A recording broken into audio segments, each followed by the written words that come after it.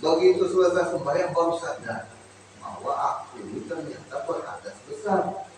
Nah, orang yang begini cukup dirinya aja yang tahu. Dia wajib mandi dulu baru sembahyang. Perlukah dikabari?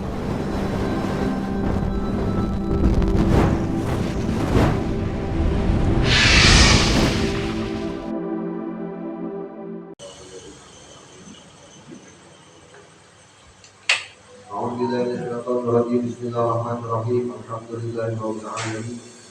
Wassalatu wassalamu ala asyrofil anbiya'i wal mursalin sayyidina wa nabiyina Muhammadin wa ala alihi wa sahbihi ajma'in. Qala al-musannif rahimahullah ta'ala wa nafa'ana wa bi ulumi fid dharain.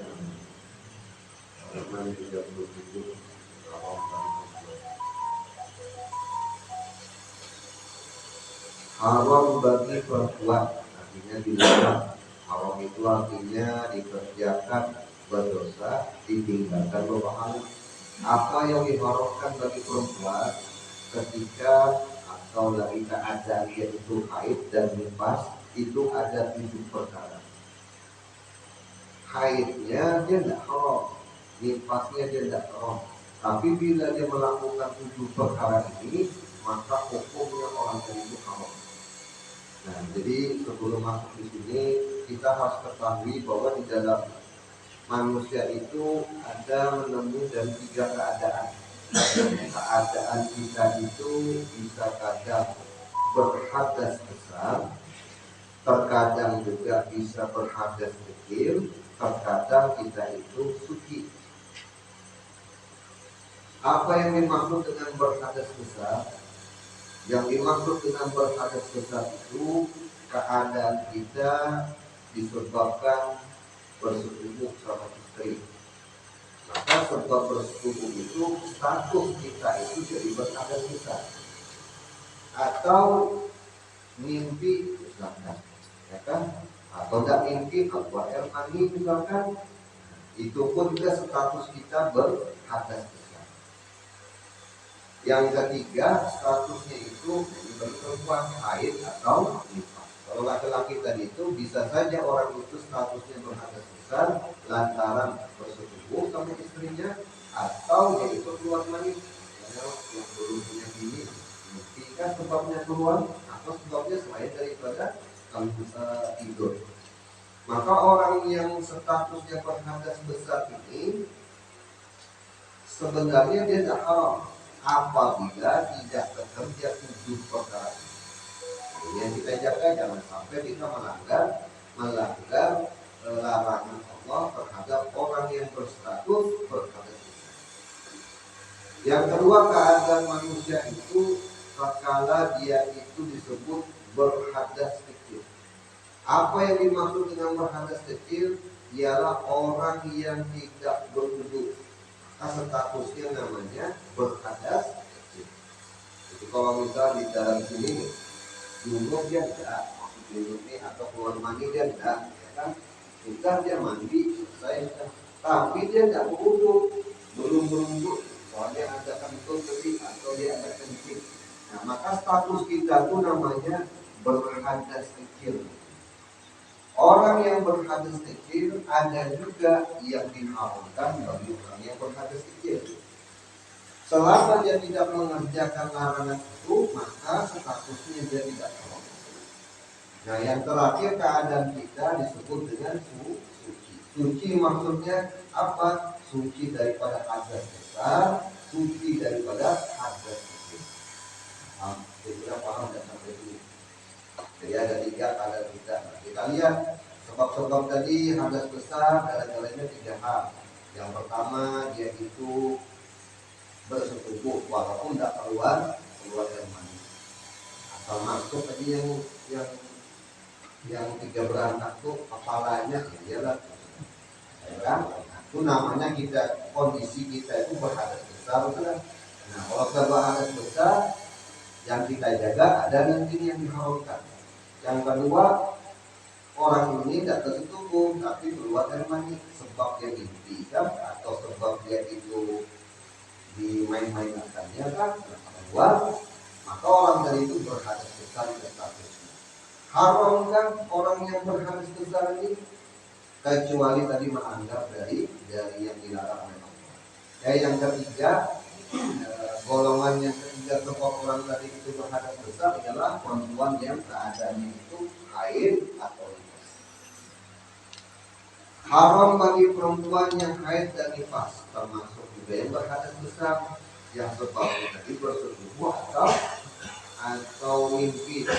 Yang pertama sembahyang. Jadi haram orang tadi itu sembahyang. Lupa mandi wajib menghilangkan hadas besar itu dengan mandi wajib. Lupa mandi wajib, jadi statusnya masih berhadas. Sembahyang subuh atau subuhnya. Makanya diimbang pula. Nah, jadi kalau keadaan orang begini, misalkan memang tidak disengajanya dan tidak ingat memang, jadi imam sudah misalkan, ya kan? Begitu selesai sembahyang, maka jamaahnya ribuan, jamaah makmumnya tidak ribuan orangnya, nah, kayak apa itu? Begitu selesai sembahyang baru sadar bahwa ini ternyata berhadas besar. Nah, orang yang begini cukup dirinya aja yang tahu. Dia wajib mandi dulu baru sembahyang. Perlukah dikabari orang-orang yang sudah makmumnya tadi? Tidak perlu lagi. Tapi kalau dia mengasih tahu satu orang aja, wajib dikasih tahunya seluruhnya tadi. Kamu tuh diam aja. Yang kedua, daripada dilarang agama bagi orang yang berhadas besar tadi, puasa. Nah, puasa pun tidak boleh. Jadi maksud puasa di sini, misal kita ini junub, kan? Junub. Subuh sudah hari, lalu mau sahur,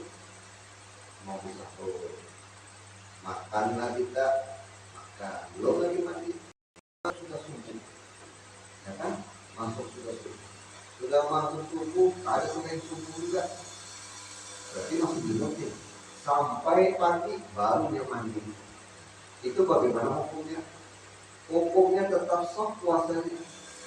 Karena orang junub itu tetap diwajibkan dia itu puasa. Kecuali wanita yang haid dan sama statusnya berhadas besar.